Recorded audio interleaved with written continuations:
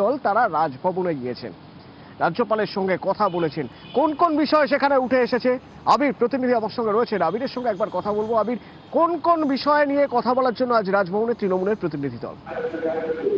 তবে তৃণমূল কংগ্রেসের তরফ থেকে রাজভবনের ওপর চাপ তৈরি করা হচ্ছে চোপড়া ইস্যুতে। তৃণমূলের বক্তব্য, সন্দেশখালীর ঘটনা নিয়ে রাজ্যপাল যদি সন্দেশখালীতে যেতে পারেন তাহলে চোপড়াতে কেন তিনি যাবেন না।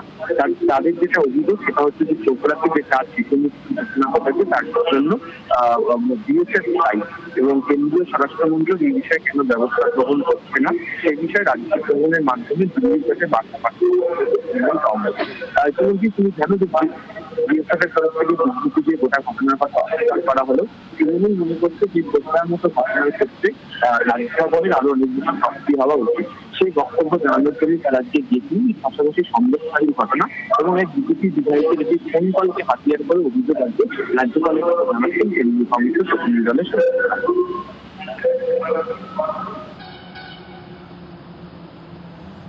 ধন্যবাদ।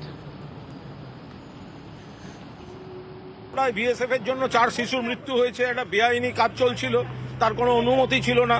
তো সেই জায়গায় দাঁড়িয়ে আমরা রাজ্যপালকে বলবো, চলুন আপনি এদিক ওদিক যান, তো চোপড়ায় চলুন। এটা কেন্দ্রীয় স্বরাষ্ট্র দপ্তরের অধীন, অমিত শাহ দপ্তর। বিএসএফ এর বিরুদ্ধে বিভিন্ন অভিযোগ আসছে, কখনো গুলি করে মানুষ মারছে, কখনো অন্যান্য অভিযোগ আসছে, এগুলো আসছে।